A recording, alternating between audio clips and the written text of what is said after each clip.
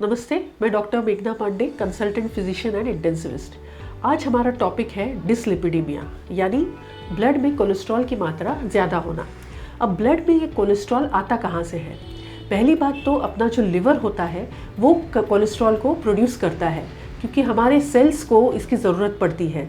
कुछ हार्मोन्स बनाने के लिए भी इसकी ज़रूरत पड़ती है। दूसरा सोर्स होता है कोलेस्ट्रॉल का, वो है अपना खाना।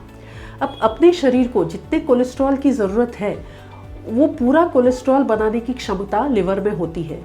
इसका सीधा सीधा अर्थ ये हुआ कि जो भी कोलेस्ट्रॉल हम खाने में से ग्रहण करते हैं वो एक्चुअली बॉडी के लिए एक्स्ट्रा होता है।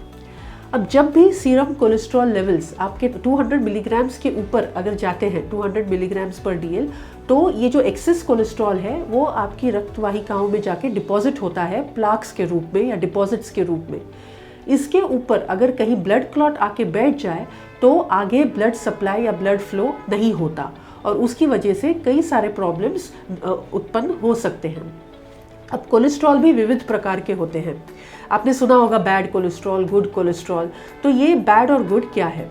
तो जैसे आपने कभी आपका कोलेस्ट्रॉल चेक किया होगा तो आपने उस रिपोर्ट में देखा होगा LDL, HDL, VLDL, ये डिफरेंट टाइप्स के कोलेस्ट्रॉल होते हैं।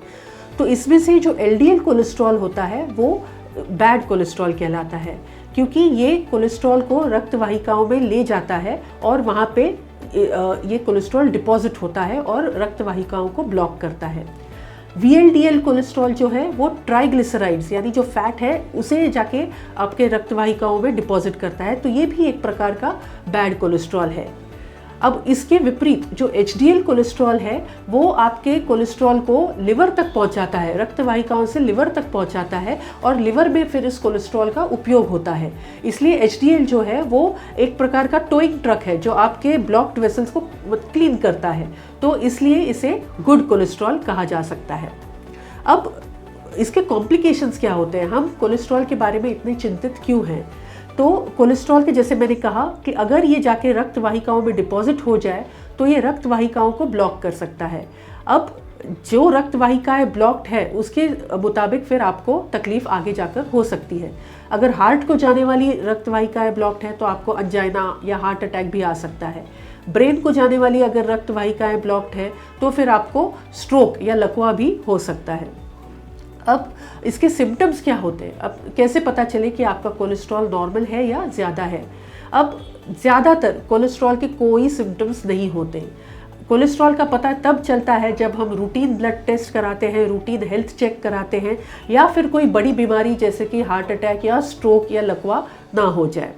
तो कुछ लोगों में इसके कुछ लक्षण नज़र आते हैं, जैसे आंखों के इर्द गिर्द कुछ डिपॉजिट्स या प्लाक्स जमना, या कभी एल्बोज पे या कभी पैरों में कुछ फैट डिपॉजिट होना जिसे हम ज़ैंथोमास कहते हैं। तो ऐसे सिर्फ कुछ बड़े ही कम लोगों में ये लक्षण नज़र आते हैं, पर ज़्यादातर लोगों में लक्षण तब नज़र आते हैं जब कोई सीरियस बीमारी हो गई हो, जैसे कोई चेस्ट पेन, किसी को छाती में दर्द हो रहा है, किसी को सांस लेने में दिक्कत हो रही है, किसी को लकवे के लक्षण हैं, जैसे एक साइड मतलब मूवमेंट करने में तकलीफ हो रही है या एक साइड में पूरा सेंसेशन कम हो गया है।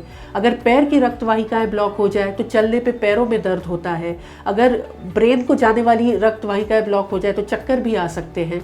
तो सीरियस होने के बाद ही कोलेस्ट्रॉल बढ़ने का पता चलता है। पर इसमें ये आप ज़रूर याद रखें कि कोलेस्ट्रॉल के कई बार 90% लोगों में सिम्टम्स नहीं होते।